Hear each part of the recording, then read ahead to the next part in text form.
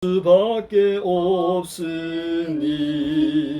혼자 있게 마시고 위로하여 주소서. 구주 의지하옵고 도와주신 비오니 할 수 없는 죄인을 주여 보아소서. 전능하신 예수께 나의 소원이 있으니 병든 자와 맹인을 고쳐주신 비입니다. 생명수 죄악이 가득하게 찼으나 예수께는 진리와 은혜 충만하도다. 나의 죄를 사하는 주의 은혜 크도다. 생명수로 고치사 나를 성케하소서. 생명수는 예수님 마시게 하시옵고 샘물처럼 내 맘에 솟아나게 하소서. 아멘. 할렐루야. 하나님의 은혜와 은총이 이 밤에도 우리와 함께 하실 줄 믿습니다. 1740년이라고 하면 거의 한 300년 가까이 됐죠. 그런가요? 1740년. 그러면 300년이 조금 안 되는 280년, 한 300년 가까운 이전에 찰스 웨슬레라고 하는 영국의 귀한 복음 증거자가 작사를 한 곡이 우리가 방금 부른 찬송가 388장입니다. 비바람이 치고 물결이 높고 내 영혼은 피할 데 없을 때 예수밖에 없다고 하는 이 찬송을 통하여서 전능하신 예수님께 우리가 소원을 아뢰고 또 우리 죄를 사하시는 주님의 크신 은혜를 바라보고 나아가는 이러한 찬송을 통해서 하나님의 은혜와 긍휼과 자비하심이 우리와 늘 함께 해주시는, 그래서 충만한 은혜의 역사가 넘치기를 주의 이름으로 간절히 축원합니다. 아멘. 정말 무덥고 정말 오늘 하루 어떻게 지내는지 모를 정도로 너무 어려워요. 저녁에 깻잎 따는 작업을 하는데 그게 별거 아닌 것 같은데 이렇게 사람 힘들더라고요. 그래서 우리가 먹는 거 하나하나 돌아보면 무엇 하나 소중하지 않은 것 없고 귀하지 않은 게 없구나. 범사에 감사라는 게 그런 거다. 이게 깨닫고 또 은혜를 받게 됩니다. 바라기는 여러분의 일생이, 여러분의 일상이 정말 안전과 평강 가운데 넘치는 그런 복된 삶으로 충만하시기를 다시 한번 주의 이름으로 축복합니다. 아멘. 오늘 저는 고린도 후서를 본문으로 삼아서 여러분과 함께 말씀을 나누고자 하는데, 하나님의 뜻대로 하는 근심, 이런 제목으로 말씀을 전하고자 합니다. 고린도후서 7장 10절로 11절 두 절만 보았지만 사실 오늘 제가 보고자 하는 것은 7장 전반적인 내용을 보게 될 것입니다. 우리는 이 세상에서 하나님을 믿고 산다고 하지만 사실은 하나님을 보고 그 음성을 듣고 하나님과 더불어 살아가는 삶이라는 것은 물리적인 삶입니까? 정신적인 삶입니까? 그것은 물체적으로 우리가 만나는 만남인가요? 아니면 영적으로 만나는 영에 속한 만남인가요? 네, 여러분 이미 다 아시죠? 그러다 보니 우리가 늘 하나님과 동행한다 하지만 사실 피부로 와닿고 실감하고 체험적으로 그리고 구체적으로 우리가 느끼고 경험하고 체험하는 바는 하나님과의 만남, 하나님과의 동행함이라고 할 수 있습니까? 아니면 우리의 이웃, 사람들, 물체, 물질로 구성되어져 있는 인간과의 만남입니까? 두 말하면 잔소리잖아요. 그러니까 우리가 하나님과의 만남, 하나님과 동행한다고 말하지만 사실상 그런 피상적인 언어의 표현보다도 더 구체적이고 실제적인 만남은 누구와의 만남이에요? 우리 사람과의 만남이죠. 그런 거로 우리는 하나님 앞에 정성을 다한다고 할 때의 그 정성이라는 게 어떻게 표현되고 또 어떻게 그것이 하나님 앞에 드려서 응답을 받을 수가 있겠습니까? 그 자체도 사실은 너무나 피상적이에요. 그래서 오늘 성경을 보면서 이 고린도 후서는 바울 사도 자신이 바울 사도의 그 사도직에 대해서 이견을 달고 따지고 또 그 정통성에 대해서 시비를 걸던 그 당시에 많은 사람들에 대해서 바울 자신의 사도직에 대한 분명한 아이덴티티를 확증하고 있는 그런 내용으로 구성이 되어 있지 않습니까?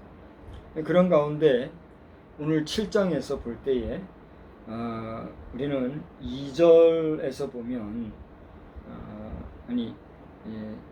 7장 1절에서부터 4절까지를 우리가 쭉 보면 그 내용은 고린도 교회가 하나님 앞에서 회개하고 자신의 사도권 인정뿐만이 아니라 하나님이 원하시고 주님이 희생해 주신 그 가치에 대해서 제대로 알고 신앙생활을 정리하게 된 고린도후서 성도들을 보면서 기뻐하는 그 자신의 마음을 표현하고 있는 걸 보게 돼요. 그러면서 여러분 쭉 읽어보면 거기에는 우리가 다른 사람들을 대할 때는 중심으로 우리가 중심이라는 말을 하는 게 뭐예요? 중심이 뭐예요? 마음 한가운데 정성을 다해서 마음을 모아서 정말 그 속마음으로 겉마음, 허례허식, 위선, 형식 이게 아니라 정말 마음 정성껏 하는 그걸 갖다가 중심으로 한다 이렇게 얘기하잖아요. 근데 그 중심을 이제 중심이라고 하는 건 가운데 중자와 마음 심자라는 단어로 표현을 하는데 그걸 두 개를 하나로 붙여놓으면 어떻게 돼요? 충성스럽다 할 때 충이 되죠. 결국 충성할 때 충이라는 건 뭐예요? 마음? 중심을 다한다 이런 뜻이 있잖아요. 우리가 다른 사람과의 관계에는 바로 이와 같이 뭘 다하는 관계여야 한다는 거예요. 마음 중심을 다하는데 마음 중심을 다해서 상대를 향해서 수고하는 걸 우리는 한마디로 뭐라고 한다? 충성이다 이렇게 말할 수 있어요. 군생활 하다 보면은 몇 가지 그 인사하는 구호가 있어요. 부대마다 틀려요. 부대마다 부대의 지휘관의 방침에 따라 다 틀린데 어떤 부대는 충성 이렇게 인사하는 데가 있고 어떤 데는 단결 하는 데도 있고 어떤 사람은 필승 뭐 이렇게 하는 데도 있어요. 뭐 그 외에 뭐 진격이라든가 뭐 기타 여러 가지도 있는 줄 아는데 대체로 이제 그 충성, 단결, 필승 이런 걸 좀 많이 써요. 근데 그때 충성, 단결, 필승 이렇게 합니다만은 그 군인들이 인사가 정말 중심을 다해서 하는 인사일까? 저는 그게 아닌 것 같아요. 우리 국방부 인사들이나 우리 현역 장병들 여러분께는 좀 미안한 이야기지만 제 자신도 그 시절을 지냈고 그 시절을 지낼 때에 그것을 느꼈기 까닭에 그때나 지금이 크게 다를 바가 없을 것이다 이런 생각을 하고 하는 얘기예요. 사실 인사할 때에 충성한다는 말은 뭐예요? 충성을 다해서 인사를 드립니다. 혹은 우리 충성을 다해서 함께 일하자 뭐 이런 뜻이 있잖아요. 단결도 그렇고 필승도 그렇고. 근데 이제 그게 구호로 그치고 형식으로 그치면 그 자체가 힘이 있어요, 없어요? 없죠. 사실은 지휘관의 지휘 방침에 따라서 우리 부대 요원은 무엇을 하든지 충성스럽게 하자. 뭘 하든지 단결하자. 뭘 하든지 어떤 상황에서든 우리 반드시 이기자. 뭐 이런 뜻이란 말이에요. 근데 이제 그게 제대로 평상시에 그 실상에서 진실함이 된다면 그만큼 전투력은 어떻게 돼요? 상승하겠지요. 그게 형식이 되다 보면 유사시에 도망가는 놈도 있을 것이고 또 질서가 깨져가지고 작전이 실패하는 경우도 있고 뭐 별별 일이 생기겠죠. 이제 다른 얘기를 했습니다만 오늘 바울 사도가 이렇게 7장 1절에서부터 4절까지를 쭉 보게 되면 이 강한 공동체 의식을 가지고 있었던 바울 자신이었기 때문에 우리 성도들이 누구를 대할 때는 중심으로 정성을 다해서 여기 보셔요. 1절을 한번 보셔요. 그런즉 사랑하는 자들아 이 약속을 가진 우리는 다 같이 읽어봐요. 하나님을 두려워하는 가운데서 거룩함을 온전히 이루어 육과 영의 온갖 더러운 것에서 자신을 깨끗하게 하자 그랬어요. 온전히 여기 하나님을 두려워하는 가운데서 거룩함을 온전히 이루자는 건 말은 무슨 말이에요? 온전하다는 말은 무슨 말이에요? 완벽하다. 그죠? 흠이 없다. 그야말로 완전, 그걸 온전하다 그런다면 우리가 거룩함에 있어서 완전하게 자신을 만들어서 육과 영의 더러운 것에서 자신을 깨끗하게 하자는 것은 당신이 그렇게 하라는 얘기예요? 내가 그렇게 하겠다는 얘기예요? 너나 나나 우리는 모두가 그렇게 거룩해야 된다. 이걸 강조하고 있단 말이에요. 그러면서 2절에 다 같이 읽어봐요. 마음으로 우리를 영접하라 그랬어요. 그 다음에 보면 우리는 아무에게도 불을 행하지 않고 아무에게도 해롭게 하지 않고 아무에게도 속이 빼앗은 일이 없다. 내가 다른 사람에게 말씀을 전하기 위해서 그들에게 도움을 주고 덕스럽고 복스럽게 행했으면 했지 내가 해를 입히지 않았다. 그런 우리를 대함에 있어서 너희들은 뭐로 대해달라? 이제까지 한 얘기를 잘 엮으세요. 뭐예요? 마음? 중심은. 여기 마음으로 우리를 영접해라. 온전히 이루어 깨끗하게 우리가 살면서 그렇게 살아가기 원한다. 이 말은 뭐예요? 말 그대로 우리 온 마음 중심을 다해 충성스러운 관계를 우리가 함께 이루어 나가기를 원한다.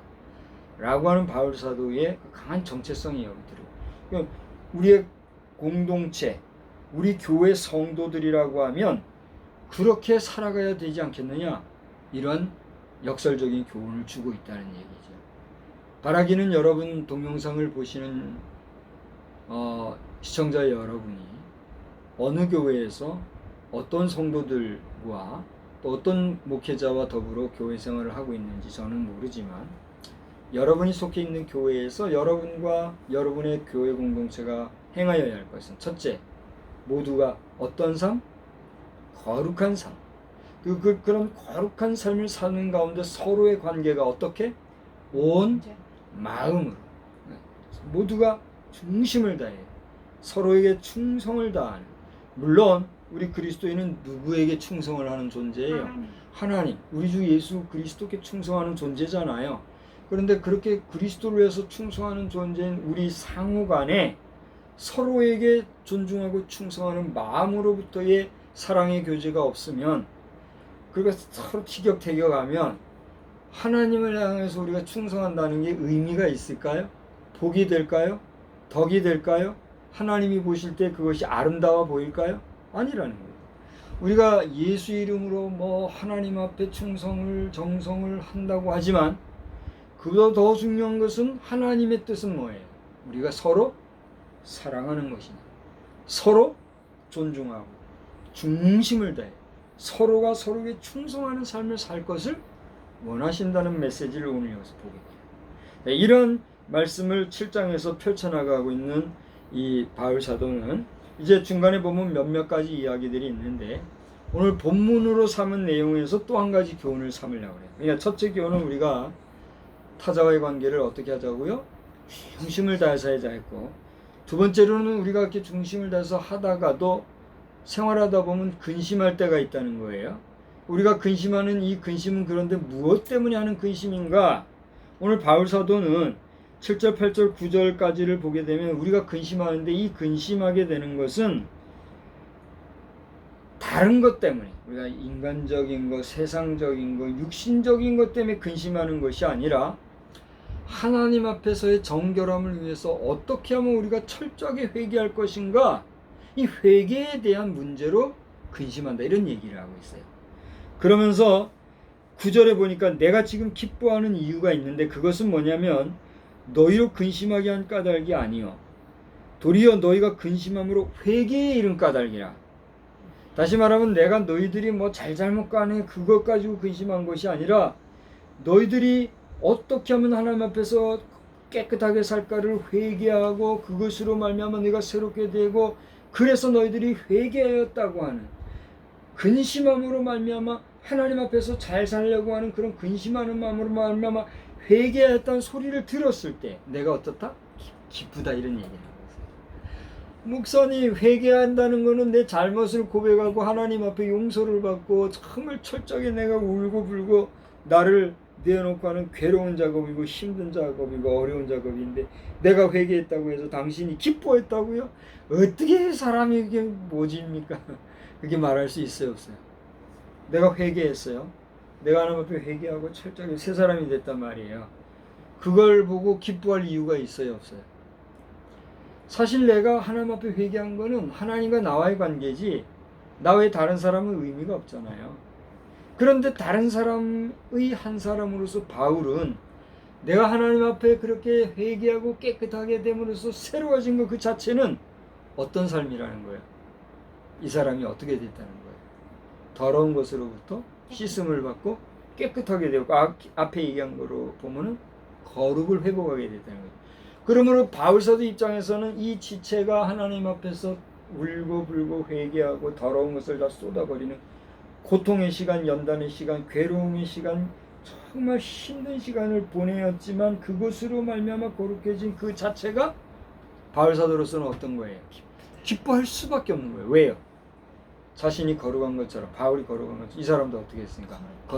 서로가 거룩하게 되었을 때 비로소 우리는 어떤 사람이에요? 하나님의 거룩한 백성, 거룩한 자녀요. 그걸 거룩한 백성들의 모임을 뭐라고 그래요? 성도라. 성도가 되는 비로소 자격을 가지게 됩니다. 할렐루야. 우리가 이렇게 하나님 앞에 회개한 근심함으로 회개하는 그런 회개의 역사, 하나님 앞에 용서받는 용서함의 역사 없이 교회 다니는 성도랍시고 신자랍시고 교회 다니는 교인이랍시고 성전 문을 들락날락하면 그것으로 인해서 그것은 성전을 거룩하게 하는 거예요. 성전을 더럽히는 거예요. 왜? 더러운 자가 거룩한 곳에 가면 거룩한 곳이 깨끗하게 될까요? 더럽게 될까요? 더러워질 수밖에 없는 거예요. 그래요? 안 그래요? 우리가 여기를 깨끗이 청소하고 있어도 더러운 옷을 입고 더러운 모습을 하고 더럽게 씻지 않고 이 방에 들어와서 온 방을 돌아다니. 그럼 깨끗하게 해놓은 게 의미가 있어요? 없어요? 없잖아요. 그러니까 이 더러워진 것을 깨끗하게 하기 위해서 우리는 뭘 해요? 청소를. 그러니까 교회라고 하는 것은 거룩한 공동체의 모임인 것이 맞지만 그 거룩한 공동체를 유지하기 위해서 필요한 또 하나의 작업은 뭐예요? 날마다 우리를 거룩하게 하기 위해서 씻어 맑히는 작업이 필요해요. 할렐루야. 그래서 성령의 충만함이 필요하고 보혈의 피의 공로가 필요하다. 그러니까 우리가 성령의 충만함이 없고 예수 보혈의 피를 의지하지 아니하면 우리 교회라고 하는 성도라고 하는 공동체는 여전히 어떻게 해질 수밖에 없어요? 더러워질 수밖에 없는 거예요. 그러니까 기도나 찬송이나 말씀이나 우리가 매 시간 모여 하나님 앞에서 예수의 이름으로 예배드리고 제사를 통해서 우리를 씻는 작업은 결국 우리 자신을 무엇을 유지하기 위한 거예요? 거룩함을 유지하기. 할렐루야. 아멘. 여러분은 예수님의 피로 거듭난 거룩한 하나님의 백성인 줄 믿으시기 바랍니다. 아멘. 그렇다라고 하면 그 거룩함을 유지하기 위해서는 어떻게 해야 된다고요? 날마다 씻어 나를 맑혀야 되는데요. 무엇이 나를 그렇게 해줄 수 있어요? 첫째, 하나님의 말씀. 하나님의 그 말씀을 말씀으로서 나에게 역동되게 적용하게 하는 영, 그게 뭐예요? 성령. 이런 성령의 역사가 예수님의 보혈의 피로서 가능해지는데 우리가 생각하는 피로서 우리를 씻는다, 맑힌다, 깨끗하게 한다는 의미는 우리가 물질 개념으로서의 blood, 피, 혈 그걸 의미하는 것이 아니라 그 피가 의미하는 바 생명이 우리를 새롭게 한다는 면에서 예수의 피는 예수의 생명이 나를 날마다 씻는 생명의 역사, 생명의 능력, 생명의 활동이라는 사실을 믿으시기를 바랍니다. 그래서 이런 생명의 종교라고 하면 종교일까? 생명이 있는 그리스도인의 모임이 뭐예요? 기독교 공동체, 예수 공동체, 우리 기독교의 사실성이라는 거예요. 그러므로 기독교를 단순한 종교의 범주로 두는 것은 옳다 옳지 않다. 옳지 않다는 거예요. 우리는 신학적으로나 상식적으로나 교회 정서적으로 그것을 잘 알지만 세상 사람들이 자기 기준에 기독교인들도 보이지 않는 하나님을 믿고 종교성을 가지고 날마다 자신을 자기들 용어로는 해탈시키고 깨끗하게 한다고 하고 영적인 생활을 한다고 하니까 뭐로 보는 거예요? 종교로 보는 거예요.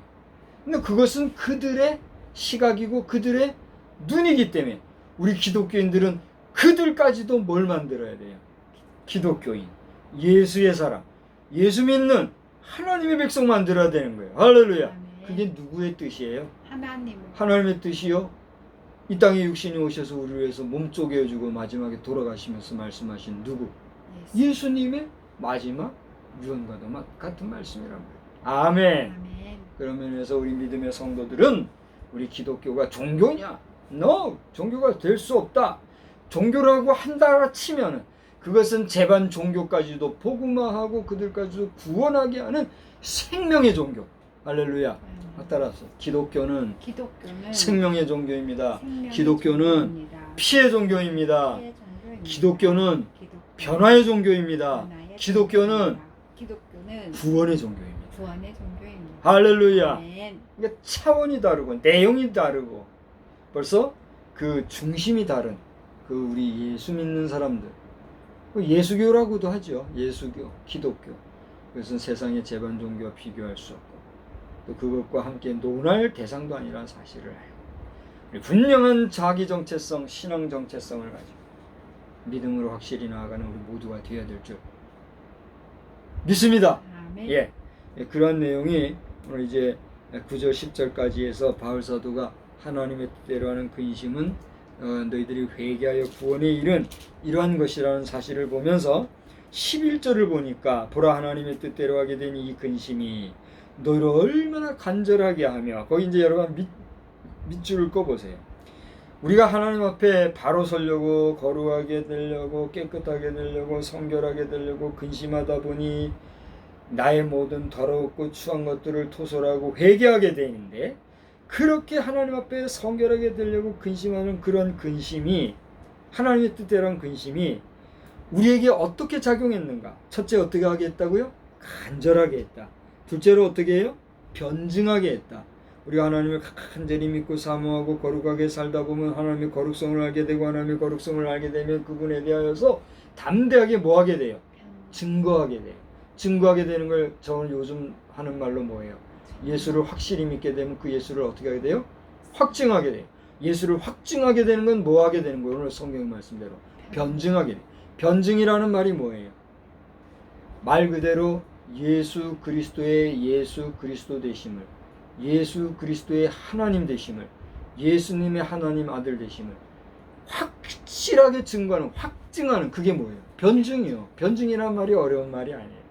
제 동기 중에 하나 그 변증학을 전공해가지고 변증학으로 지금 전국을 다니면서 이렇게 활동하고 저기 어느 학교에서 교목으로 있는 동기 목사님이 있어요. 이번에 어머니 별세하실 때도 뭐시를 부의를 보내왔더라고요. 그렇게 했는데 그가 이제 변증학 교수로 활동을 하고 원래는 정치학도 했어요. 신학 마치고 정치학 마치고 윤리학을 했는지는 모르겠는데 미국에서 했을 텐데 변증학을 했어요. 그래서 지금 하고 청주의 서문교회 박 목사님 그 뒤에 온 후임 목사 그 친구도 기독교 교육학을 했는데 나중에 전공을 변증학을 했나 봐요. 그래서 변증학을 전문공해서 그 교회 담임으로 와 있잖아요. 근데 결국 변증이라는 건 뭐예요? 예수 그리스도를 우리가 확증하는 거, 그게 변증이거든요. 다만 그 방법론에 있어서는 귀납법적, 연역법적 그 방법론, 그 어떤 테크닉을 잘 활용해서 확실하게 했죠. 그게 변증이에요. 그래서 이렇게 간절한 거 변증함이 있고, 그 다음에 얼마나 분하게 하며, 여러분 하나님 앞에 회개하고 자신의 죄를 깨달다 보면은 우리가 그 마음에 잘못 살았던 것에 대해서 어떤 마음이 들까요? 내가 왜 이렇게 잘못 살았냐, 분한 마음이 생기는 거예요. 얼마나 분하게 하면, 또 얼마나 뭐요?